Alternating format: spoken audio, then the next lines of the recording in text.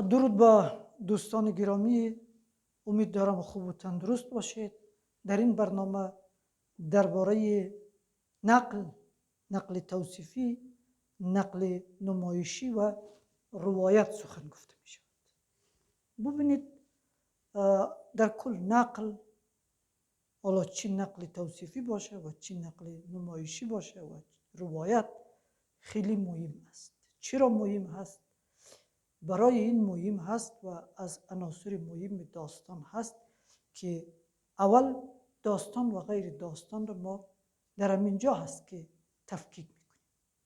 ببینید فلسفه هم از زبان استفاده میکنه، متن حقوقی هم از زبان استفاده میکنه، علم هم از زبان استفاده میکنه، تاریخ هم از زبان استفاده میکنه، درس ریاضی هم از زبان استفاده میکنه.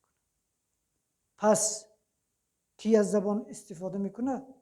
اینجا برخوردی هر علومی با زبان تفاوت میکنه. فلسفه استدلالی و عقلی از زبان استفاده میکنه، استدلال را مطرح میکنه و توسط استدلال فلسفه را بیان میکنه.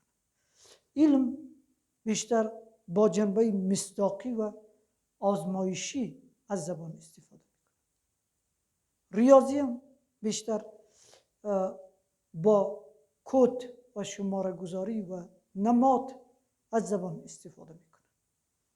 و داستان از چگونه از زبان استفاده میکنه؟ از نقل و روایت استفاده میکنه. نقل و روایت چیست؟ استدلالی نیست، منطقی نیست که ما استدلال مطرح بکنیم، منطق مطرح بکنیم. و اگر مثلا میگه که میگه سگ همسایه پسر همسایه را گرفت نیش، و ما نمیگیم که الله سگ خوب بود، بد بود، کاری خوب شد، کاری بد شد. اینجا اگر این گونه بحث بکنیم داستان نگفتیم.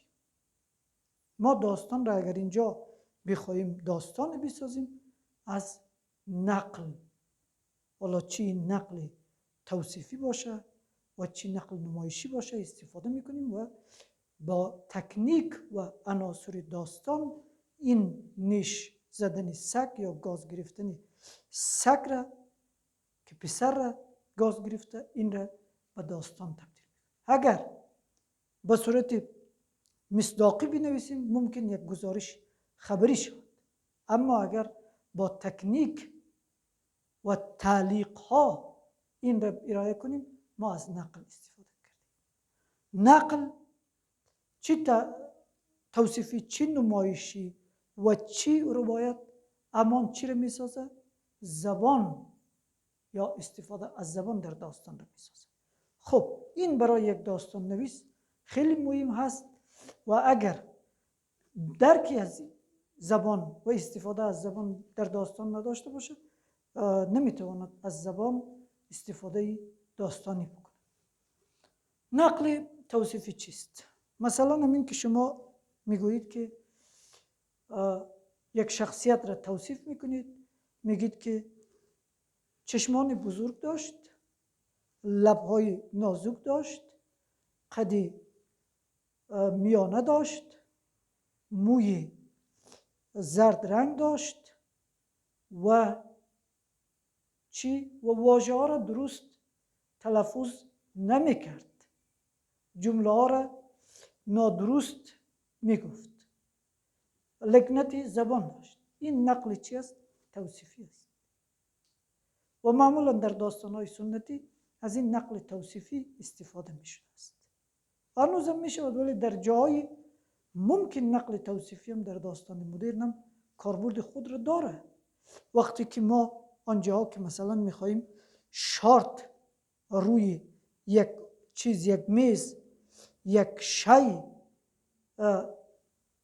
تمرکز بکنیم، فوکس کنیم، مثلا میز را پایش نشان بدیم یا سر میز چیزا را نشان بدیم، اینجا از نقل توصیفی میتوانیم استفاده بکنیم که رنگ میز چگونه بود این.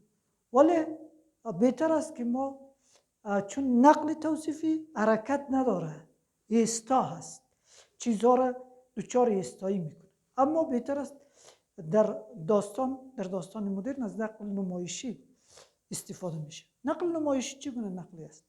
ببینید من همین موردی را که نقل توصیفی کردم نقل نمایشی به نقل نمایشی اگر تبدیل کنم این گونه است.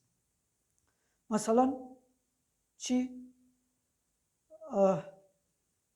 وقتی که در میان افراد قد بلند قرار می گرفت از آنها نسبتاً کوتاه‌تر بود و همیشه و وقتی که بیرون می برآمد فلان لباس خود را می پوشید و به ابروانش دست کشید، هنوز ابروان تیره‌ای داشت.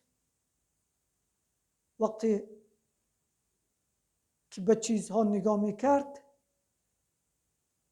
بزرگی چشمانش احساس میشد. یا اینها را در رفتار یا کردار یا عملکرد میخواهیم نشان بدیم که اینجا هم نقل جنبه نمایشی پیدا میکنه و هم به صورت متحرک حرکت میکنه. از این نظر ما میتوانیم که چی کنیم؟ میتوانیم که نقل را از توصیفی به نمایشی تبدیل کنیم. مثلا در نقل توصیفی اگر میگیم که واژه ها را درست تلفظ نمیکرد، در نقل نمایشی چی؟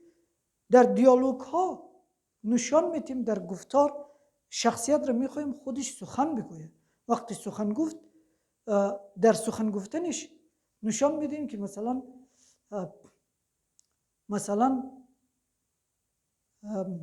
میز را بیست تلفظ میکرد، مثلا رفت را رفت تلفظ میکرد، امون گونه می نویسیم. یا جمله را بی ربط میگفت یا لکنتش در دیالوگش نشان میدیم. این نقل نمایشی است. اگر میگیم که لکنت داشت، اگر میگوییم که واژه ها را درست تلفظ نمیکرد، این نقل چی است؟ توصیفی است. و اگر شخصیت های خود را اجازه نمیدیم که خودشان رفتار و کرداری را انجام بده، خودشان صحبت بگوید، اینجا ما وارد نقل چی؟ نمایشی نشدیم.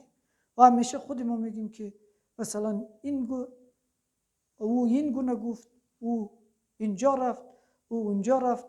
اینجا ما از نقل معمولی یا ما نقل توصیفی استفاده کردیم. بنابراین بهتر است از نقل نمایشی که ویژگیش چی است؟ نشان دادن رفتار و کردار شخصیت هاست و اختیار بیشتر به شخصیت هاست که صحبت بکنن، رفتار و کردار انجام بدین بدون اینکه ما بگوییم چی کرد چی نکرد. اینجا است که ما وارد نقل نمایشی شدیم. و روایت چیست؟ روایت استفاده کلی از استفاده کلی، منظورم این کلی نه که یعنی جزئیات درش نباشه، یعنی استفاده عامی از چی است؟ از نقل، از نقل نمایشی، از نقل توصیفی، از زبان هست. یعنی ما چگونه از زبان استفاده میکنیم و در کل چگونه روایت داستانی ایجاد میکنیم که هم به نقل توصیفی ارتباط میگیره، هم به نقل نمایشی ارتباط میگیره، هم به برخورد ما با کلیت زبان ارتباط میگیره، هم به دیالوگ ها ارتباط میگیره و هم به قصه ارتباط میگیره. اینا کلش چی میشه؟ روایت را میسازه که نقل توصیفی، نقل نمایشی، قصه و کل برخورد کلی ما از زبان امان روایت داستان است که این روایت را از روایت تاریخی، روایت علمی، روایت فلسفی، روایت حقوقی متفاوت میسازد. با درود.